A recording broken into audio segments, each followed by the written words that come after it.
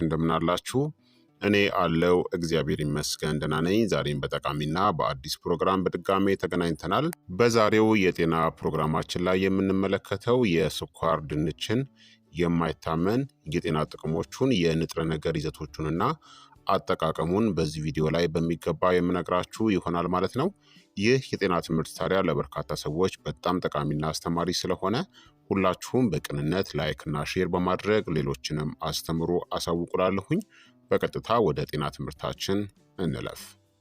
ስኳር ድንች በተፈጥሮ በጣፋጭነታቸው እናም በንጥረ ነገሮቻቸው የበለጸጉ ናቸው። ስኳር ድንች ጣፋጭ የጎን ምግብ ብቻ አይደለም፣ ለጤና እጅግ በጣም ጠንካራ የሆነ እናም ከፍተኛ የሆነ የኃይል ማመንጫ ነው። በጣም የማይታመን ድንቅ ጥቅሞችንም ይሰጠናል። የስኳር ድንች እስቲ ጥቅሞቹን በቅድሚያ ልንገራችሁ። አንደኛ፣ በበርካታ ቫይታሚኖችና በማዕድናቶች የበለጸገ ነው። ስኳር ድንች በቫይታሚን ኤ፣ በቤታ ካሮቲን የበለጸገ ነው። ቫይታሚን ኤ ደግሞ የአይንን ጤናን፣ የበሽታ የመከላከል ስርዓትንና የቆዳን እድሳትንም ይደግፋል። አንድ መካከለኛ ስኳር ድንች ብቻ ከዕለታዊ የቫይታሚን ኤ ፍላጎቶቻችን ከ200% በላይ ሊሰጠን ይችላል። ስኳር ድንች የቫይታሚን ሲም ጥሩ ምንጭ ነው። ቫይታሚን ሲ ደግሞ የኮላጅን ምርትን፣ የቆዳን ውበትንና የበሽታ መከላከልንም ይረዳል። ስኳር ድንች የፖታሲየምም ጥሩ ምንጭ ነው። ፖታሲየም የደም ግፊትን ለመቆጣጠርና የኤሌክትሮላይት ሚዛንን ለመጠበቅም ይረዳል። ስኳር ድንች የማንጋኔዝም ጥሩ ምንጭ ነው። የአጥንት ጤናንና የኃይል ምርትን ይደግፋል። ሁለተኛ፣ የአይን ጤናን ይደግፋል። በብርቱካናማ ስኳር ድንች ውስጥ ያለው ቤታ ካሮቲን በሰውነት ውስጥ ወደ ሬቲኖል ወይም ደግሞ ወደ ቫይታሚን ኤ ይቀየራል። ይህም ከሌሊት መታወርናም በዕድሜ መግፋት ከሚመጡ የአይን ችግሮች ይከላከላል። ሶስተኛ፣ ለአንጀት ጤናም ጥሩ ነው። ስኳር ድንች በአመጋገብ ፋይበር የበለጸገ ሲሆን ይህም የምግብ መፈጨትን ያሻሽላል፣ ጠቃሚ የአንጀት ባክቴሪያዎችን ይመግባል እናም የሆድ ድርቀትንም ይቀንሳል። አራተኛ፣ የደም ስኳርንም ይደግፋል። ምንም እንኳን ስኳር ድንች ጣፋጭ ጣዕም ቢኖረውም ከነቆዳው ሲበስል ወይም ደግሞ ሲጋገር ከዝቅተኛ እስከ መካከለኛ የሆነ ግላይሲሚክ ኢንዴክስ አለው። ይህም ማለት ስኳርን ቀስ ብሎ ስለሚለቅ በደም ስኳር ውስጥ ከፍተኛ ጭማሬ እንዳይኖር ይከላከላል። አምስተኛ፣ አንቲ ኢንፍላማቶሪ ባህሪያት አሉት። ስኳር ድንች እንደ ቤታ ካሮቲን በሐምራዊ ዝርያዎች ውስጥ ያሉ አንቶሲያኒኖች የአንቲ ኦክሲዳንት ተጽዕኖ ስላላቸው የሰውነትን ብግነትን ወይም ደግሞ ኢንፍላሜሽንን ይቀንሳሉ እናም ስር የሰደደ በሽታዎች የመያዝ እድልንም ይቀንሳል።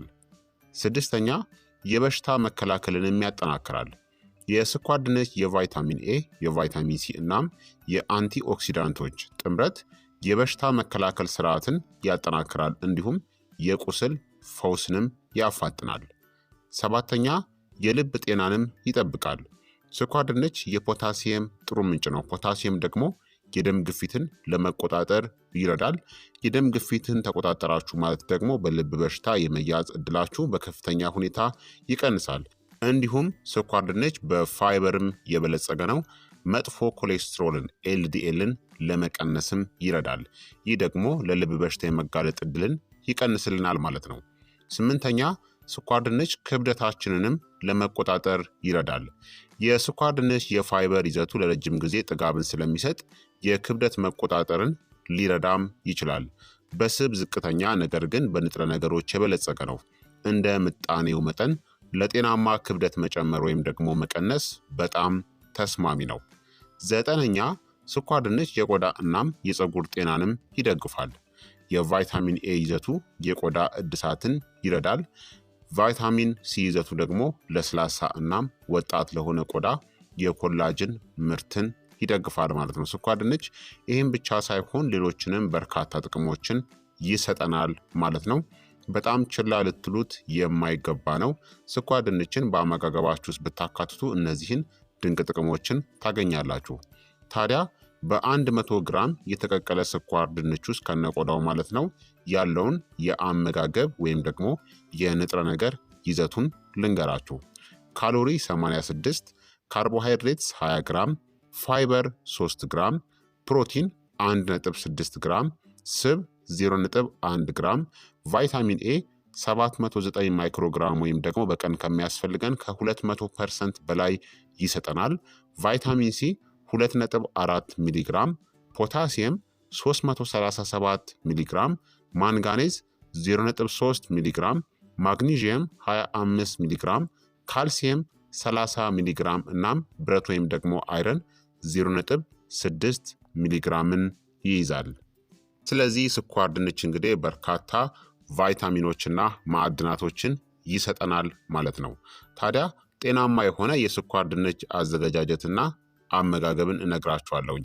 ከፍተኛውን የተመጣጠነ ምግብን ከስኳር ድንች ለማግኘት የሚረዱ ምርጥ መንገዶች አሉ። እነዚህም ከነቆዳው ቀቅላችሁ ወይም ደግሞ በእንፋሎት ማብሰል ነው። አብዛኛዎቹን ቫይታሚኖችን ይዞ የሚቆይና የግላይሲሚክ ኢንዴክሱን ደግሞ ዝቅተኛ ያደርገዋል። እንዲሁም ደግሞ መጋገርም ይቻላል፣ ጣፋጭነቱን ይጨምረዋል። ነገር ግን ብዙ ስኳር ወይም ደግሞ ቅቤ ሳይጨመርበት በጣም ጤናማ ነው። እንዲሁም ከቅመማ ቅመም ጋር መደባለቅም ትችላላችሁ። ከቀረፋ፣ ከእርድ ወይም ደግሞ ከቁንዶ በርበሬ ጋር ለተጨማሪ የአንቲ ኦክሲዳንት ይዘት ቀላቅላችሁ መጠቀም ትችላላችሁ። ስኳር ድንችን ወደ ሾርባ እናም ወጥ ውስጥ መጨመርም ይቻላል። ከአተር፣ ከቦለቄ እናም ከአረንጓዴ ቅጠላማ አትክልቶች ጋር በጥሩ ሁኔታ የሚሄድ ነው። ስኳር ድንችን የተጠበሰ ስኳር ድንች ጥብስ መስራትም ትችላላችሁ። ከዘይት መጥበሻ ይልቅ በምድጃ ታዲያ መጋገር ይመረጣል። ስኳር ድንችን ወደ ስሙዚ ወደ ለስላሳ መጠጦች ውስጥ መጨመር ትችላላችሁ። ለስላሳ የበሰለ እናም የቀዘቀዘ ስኳር ድንችን መጠቀም ያስፈልጋል። ስኳር ድንችን ከሰላጣ ጋር መጠቀም ይቻላል። የተጠበሰ የስኳር ድንችን ከወይራ ዘይት፣ ከአረንጓዴ ቅጠላማ አትክልቶችና ከለውዝ ጋር ቀላቅላችሁም መጠቀም ትችላላችሁ። በተለያየ መልኩ ስኳር ድንችን ወደ አመጋገባችሁ ማከል ትችላላችሁ። ታዲያ ቤታ ካሮቲንን በተሻለ ሁኔታ ለመምጠጥ ከስኳር ድንች ከጥቂት ጤናማ ስብ ከወይራ ዘይትና ከአቮካዶ እናም ከለውዝ ጋር አብሮ መመገብ ሞሮፍ የተሻለ ነው። እንዲሁም ደግሞ ለተጨማሪ ፋይበርና ማዕድናት ቆዳውን አለማላቀቅ ወይም ደግሞ ቆዳውን አትላጡት፣ ከቆዳው ጋር ብትመገቡት በጣም ተመራጭ ነው ማለት ነው። ታዲያ ምን አይነት ሰዎች ስኳር ድንችን መገደብ ወይም ደግሞ መራቅ ይኖርባቸዋል የሚለውን ደግሞ ልንገራችሁ። ጤናማ ቢሆንም አንዳንድ ሰዎች በመጠኑ ስኳር ድንችን መመገብ ይኖርባቸዋል። እነዚህም እንግዲህ አንደኛ የኩላሊት ችግር ያለባቸው ሰዎች ናቸው። ስኳር ድንች በፖታሲየም የበለጸገ ነው። ይህም ኩላሊቶቻችሁ ከመጠን በላይ ፖታሲየምን ማስወገድ ካልቻለ አደገኛ ሊሆን ይችላል። ኩላሊት እንግዲህ እየተጎዳ ሲሄድ ፖታሲየምን የማስወገድ አቅሙ ዝቅተኛ ይሆናል። ኩላሊቶቻችሁ ግን ጤናማ ከሆኑ ስኳር ድንች የፖታሲየም ይዘቱ የኩላሊት ጤናን ይጠብቃል። ምክንያቱም አንዱ የኩላሊት ችግርን የሚያስከትለው ከፍተኛ የሆነ የደም ግፊት ነው። ፖታሲየም ደግሞ የደም ግፊትን ለመቆጣጠር ይረዳል። ስለዚህ ጤናማ የሆነ ኩላሊት ካለን የፖታሲየም ይዘትን እንደውም ጨመር አድርገን ብንመገብ መልካም ነው። ምክንያቱም የደም ግፊትን ለመቆጣጠር እና የኩላሊቶቻችንን ጤና ለመጠበቅ ግን አደጋ ውስጥ ካለ ኩላሊቶቻችን በትክክለኛው ማጣራት አይችሉም። ስለዚህ በዚህ ጊዜ ጥንቃቄ ማድረግ ያስፈልጋል። የፖታሲየም መጠንን ከልክ በላይ ከመውሰድ መገደብ ወይም ደግሞ መጠንቀቅ ያስፈልጋል። ሁለተኛ ደግሞ ለኩላሊት ጠጠር የተጋለጡ ሰዎች ናቸው። ኦክሳሌቶችን ይዘዋል። ይህም ለአንዳንድ ሰዎች የኩላሊት ጠጠር እንዲፈጠር አስተዋጽኦን ሊያደርግ ይችላል። ሶስተኛ ደግሞ በጣም ከፍተኛ የደም ስኳር ያለባቸው ሰዎች ናቸው። የግላይሲሚክ ኢንዴክሱ መካከለኛ ቢሆንም ትላልቅ ምጣኔዎች ማለትም ብዙ አመጋገብ በተለይ የተጋገረ ወይም ደግሞ የተጠበሰ ከሆነ የደም ስኳርን ከፍ ሊያደርግ ይችላል። ስለዚህ ዲያቤቲክ ከሆናችሁ መመጠን ያስፈልጋል። አራተኛ ደግሞ ለቤታ ካሮቲን ሴንሲቲቭ ወይም ደግሞ ስሜታዊ የሆኑ ሰዎች ናቸው። በየቀኑ ከመጠን በላይ ስኳር ድንችን መመገብ ወደ ካሮቲኒሚያ ወይም ደግሞ ቆዳ ቢጫ መሆን ሊያመራ ይችላል። ምንም ጉዳት የለውም፣ ነገር ግን ከመጠን በላይ እየወሰዳችሁ እንደሆነ የሚያሳይ ምልክት ነው። በልኩ ተመገቡ። አምስተኛ ደግሞ ዝቅተኛ የካርቦሃይድሬትስ ወይም ደግሞ የኬቶ አመጋገብ ላይ ያሉ ሰዎች ናቸው። ስኳር ድንች እንግዲህ በካርቦሃይድሬትስ የበለጸገ ስለሆነ ለጥብቅ ዝቅተኛ ካርቦሃይድሬትስ አመጋገብ ላይስማማ ይችላል ማለት ነው። በአጠቃላይ ስኳር ድንች በቫይታሚኖች፣ በፋይበር እና በአንቲ ኦክሲዳንቶች የበለጸገ በጣም ጤናማ ከሆኑ የካርቦሃይድሬትስ ምንጮች ውስጥ አንዱ ነው። የኩላሊት ችግር ወይም ደግሞ የደም ስኳር ስጋት ካለባችሁ የተቀቀለ በእንፋሎት የበሰለ ወይም የተጋገረውን ከነቆዳው ተመገቡ። ከጤናማ ስብ ጋር አዋሃዱት እናም በመጠኑ ብትመገቡት መልካም ነው። ስኳር ድንች ግን ለጤናችን እጅግ በጣም ዘርፈ ብዙ ጥቅሞችን ይሰጠናል ማለት ነው። ስለዚህ ክቡራትና ክቡራን ተመልካቾቼ የዛሬው የጤና ትምህርት እንግዲህ ይህንን ይመስል ነበረ። እንደተማራችሁበትም ተስፋ አድርጋለሁኝ። ሀሳብ አስተያየታችሁም አይለኝ ይላለሁኝ። ይህ የጤና ትምህርት ደግሞ ለበርካታ ሰዎች በጣም ጠቃሚና አስተማሪም ስለሆነ ሁላችሁም በቅንነት ላይክና ሼር በማድረግ ሌሎችንም አስተምሩ፣ አሳውቁ እላለሁኝ። ጥያቄ ካላችሁ ከዚህ ቪዲዮ ጋር በተያያዘ ጥያቄያችሁን በኮመንት ላይ አስፍሩልኝ። በቀጣይ የጤና ትምህርት እስከምንገናኝ እኔንም እናንተንም ቸር ያቆየን። መልካም ጊዜ፣ መልካም ቆይታ። ቻው ቻው።